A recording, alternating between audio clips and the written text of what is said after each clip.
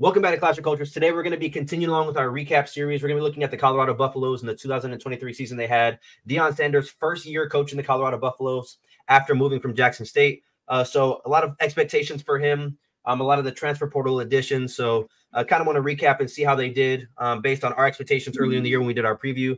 If you guys are new to the channel, please do us a favor, like, comment, subscribe, hit that notification bell so you don't miss an upload. We're going to continue recapping these teams. So let us know in the comment section what you guys think of Colorado as well as any other teams you guys want us to kind of go over.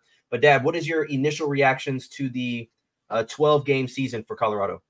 Yeah, so honestly, to give a reaction to 12 games, I think you got to break it down. This was a tale of two seasons, really. You had the 3-0 start where everybody was hyped.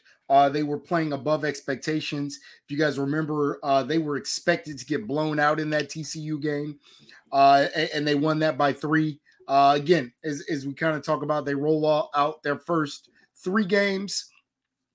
And even as I mentioned the tale of two seasons, I think the Oregon blowout was kind of expected. Like, we knew Oregon was a very good team this year. But then they played USC close. And then they go and beat Arizona State. At that point in time, they're 4-2. I think optimism is real high. And then you guys can all see on the screen what happened after that. You know, I think this is a tale in trying to build a team too fast.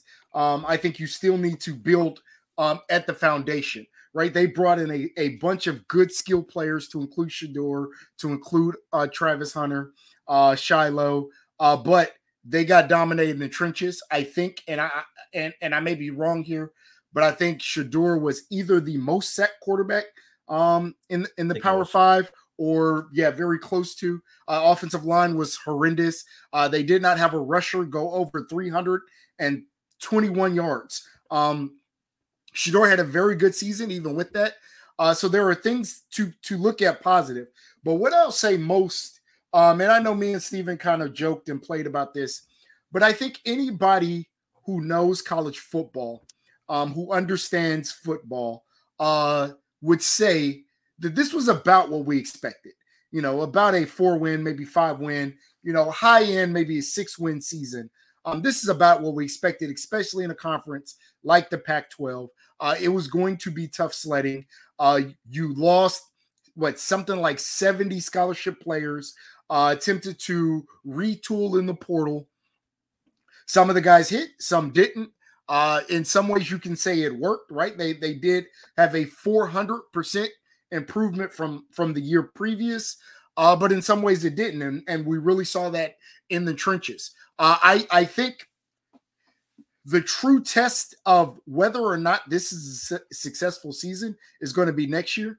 Do they continue to progress? Does this continue to move upwards? I would say this was an upward step, especially when you kind of consider that they were in a lot of games. There's really only 2 games that I would call true blowouts. Again, looking at that schedule, I would call obviously that Oregon game a blowout and the Washington State game a blowout. Every other game they were in, they either won or they were in those games. You're talking about a number of 1 to 2 score games when you add in that UCLA game. So there's a lot to be optimistic about heading forward. Obviously, still a matter of forward progression, seeing improvement next year.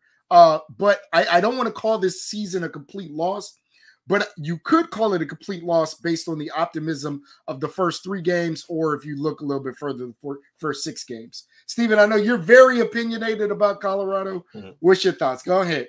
So it's funny because I have like 2 sides to kind of talk about. So obviously in the beginning of the season, I didn't think they were going to be that great of a team. I got more turned off of them based on all the media hype. But, after the season concluded and kind of looking back at their season, I can kind of play devil's advocate in both ways. So obviously they started off 3-0. And my biggest kind of gripe about them was that they finished 4-8 and you drop, 8 of your last 9 games, which I'm not a fan of. But when you really look at the 8 games they dropped, 5 of them were by 1 possession. So that is, I would say, a positive to take into next year, because I don't think in all of your 1 possession games, you're going to go 2-5 or 3-5. That is not something I think would happen again. So I do think they're going to improve there when it comes to the closer games. Also, though, when you look at kind of the negative aspect of it, because I would say that's a positive, given that you went 4-8, but 5 of those 8 losses were one possession games. And a lot of those games you probably shouldn't have even been in. The Oregon game, obviously, we're not going to count that, but the USC game, they shouldn't have been in that game. They were completely outmatched, found a way to rally back and make that game close. Oregon State, I feel like they were outmatched. Arizona, I would even argue that they were outmatched. Utah as well, and Washington State, which obviously the Washington State was one of the biggest losses, but that was kind of an anomaly in my opinion because Washington State didn't end up very good by the end of the year. But I think, like you said, in my opinion, they were 1-11 last year. I had predicted them to go 4-8 or 5-7. I forget, but if somewhere, I think you were somewhere in there. Yeah, but I thought that was a win. I was on record saying that was a win. Now, I also think it matters though, the 4-8, how it happens. When you're 3-0 and you end 4-8, I don't think that's a good look. But if you're 2-5 and you end 4-8, that's a little bit better. But the fact that you went 1-8 in conference, I think that's a negative. Obviously, the Pac-12, in my opinion, was the best conference this year. I'm pretty sure you agree. A lot of people agree with that statement. But I think more so that is the only reason why I would say this was a bad year, is the fact that they lost so many games in a row at the end. And even with the one Arizona State win, and then even the Colorado State win, they were favored by 24 points in that game, won in double overtime.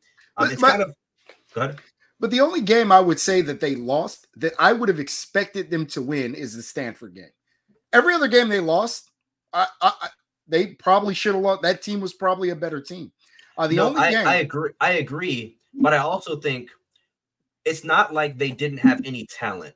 So I think when it's a one possession game, you're still in a position to win that game. And we're not even going to count USC because they could have been up by 20, and I still probably would have thought they're going to lose the game.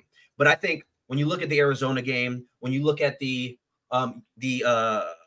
Stanford game, when you look at even the Oregon State game, in reality, I think if you're within that kind of 7-point to 10-point margin, you still have a position to win the game. So I'm not knocking them for losing. I'm just saying when you look at how the season progressed, being 3-0, being ranked in the top 20, and then you lose 8 of your last 9, that is a kind of a negative stamp on your season. Now, like I said, if they would have started 2-5 and ended 4-8, again, I said 4 wins, 5 wins is a success because they went from 1-4 or 1-5. So I think in the grand scheme of things, it is still a good season in comparison to what they had last year. But I just think they ended it on a downswing tremendously because you lose so many games. And after week 3, you're already halfway to bowl eligible and you don't get to a bowl game. And I think that has a lot to say about the depth on their team. Obviously, Shadur sat in the last couple of games. Travis Hunter was out after the hit against Stanford or Colorado State, whatever game that was. He was out. He was out, I think, a time or 2, but I think he missed like 3 games mid-season. Yeah, so I mean, it's going to be interesting to see how they kind of retool next year going to the Big 12. I think it's going to be a little bit easier. I don't think it's going to be a cakewalk. Obviously, Utah goes with them. They're still retaining TCU, Oklahoma State, Baylor, teams like that. So it's going to kind of be interesting to see how that works. Is Arizona going to the Big 12 as well? I think so. Okay, yeah. So there's going to be some good teams over there. I know they are losing a few key pieces. I know they lost the running back, their leading rusher, Hankerson, or their second leading rusher, their lead back. I'm pretty sure Xavier Weaver's going to the NFL. I could be wrong, but I think he's leaving. Levante Bentley's a senior. He was their leading tackler. He's a transfer out of Clemson. I'm not sure if he announced in the draft or not, but if he goes to the draft, that would be your leading tackler leaving as well. I'm assuming they're going to get a lot of pieces in the portal. They obviously signed the number 1 offensive lineman or offensive tackle. I think they've already signed 4 linemen, plus, again, getting the number 1 offensive tackle from the portal. So they should be retooling this entire offensive line. Yeah, I don't know if that's the answer. Obviously, I would say it was the answer from going from 1 win to 4, but I don't think going in the portal and just grabbing a bunch of guys is going to be the answer from going from 4 wins to 7 wins. I don't know if that's going to be able to work. Yeah, I think you look at being in this system / environment for another year.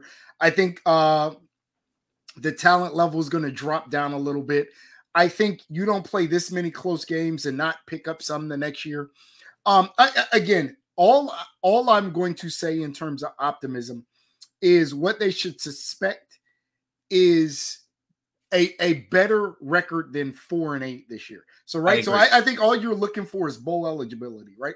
If they can get to 6-6, 6-6, 7-5, I think you still call that a success. Hey, we're still improving. We're still on that upward trajectory.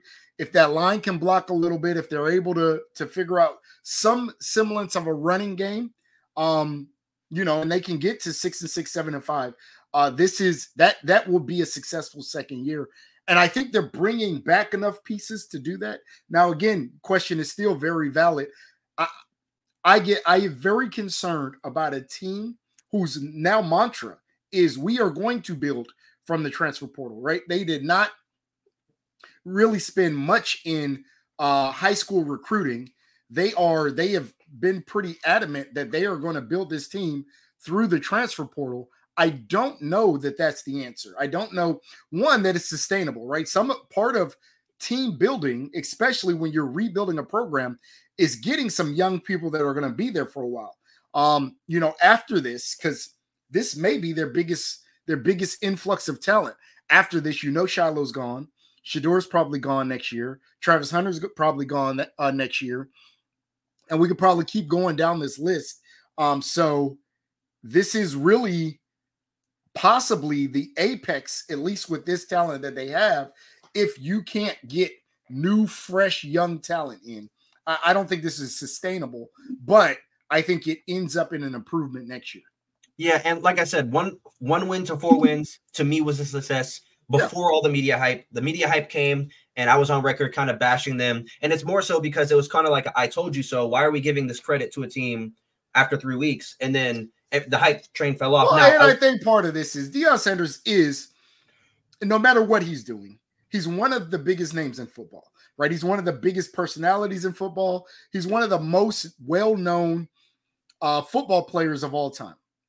I think you'd see something similar if it was a Ray Lewis or a Michael Vick, or, you know, you name kind of your big personalities. Randy Moss, if he went back and coached the team, would probably get this level of hype. I think Deion kind of embraced it, maybe to his detriment a little bit, right? The rappers and entertainers and celebrities on the sidelines, I thought was a little excessive, right? You know, the music in the locker room. I think for some of these guys, it was more about being on social media and than it was about you. Everybody remembers the infamous Shador showing his watch to the crowd. I think it was sometimes about more than it was about being a good football team and building chemistry and things like that, especially early, especially after the first 3 wins. When it did start to go downhill, and people jumped off that train, because I think in the midst of that long losing streak, you didn't really see the celebrities going to games anymore.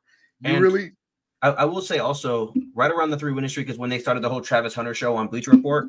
Yeah. And then Deion Sanders was like going live every week. I think once a week with like, I don't know if those Taylor Rooks, but it was somebody. And it was kind of like, are we a football team, or like, is this a reality TV show? And I think that's more so why I was so irritated with all of it. But again, going from 1 win to 4 win, to me, is an improvement. Yeah. Not many teams are able to do that. So I think going from 4 wins to even 5 wins next year, I still wouldn't be mad, because you're still going up at the end of the day. So would I like them to be bowl eligible next year? Of course. But I mean, if they get to 5 wins, I'm not going to be like, oh, yep, this team is terrible, because at the end of the day, they still are improving from the year before. So as many times as I said I've hated on them throughout the year, it wasn't because of a player on their team. It wasn't because of a Deion. You just hated the hype.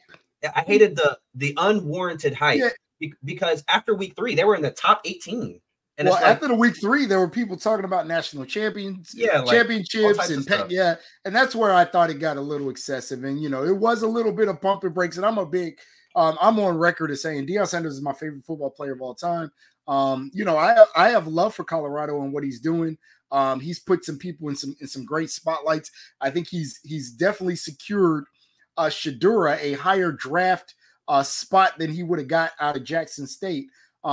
So yeah, I can't be mad at it, but the hype did get a little crazy. And like I said, I'm actually more mad that as they started to not do as well, you weren't really seeing celebrities on the sideline as much. You weren't. Now, maybe that was a Deion Sanders thing, but where was the love when they weren't doing well? Because who expected them to go 12-0? Like, nobody who really understands football expected this to be a 12-0 team.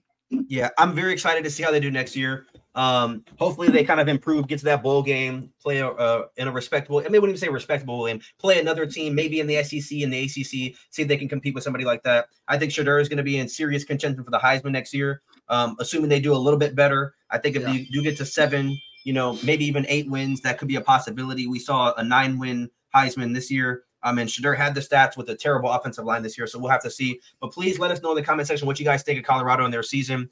Let us know what teams you guys want us to recap. We're going to be dropping the Florida State recap tomorrow, so we look forward to seeing you guys there. And as always, please like, comment, subscribe. Don't forget to hit the notification bell, and we'll see you guys then. Peace out.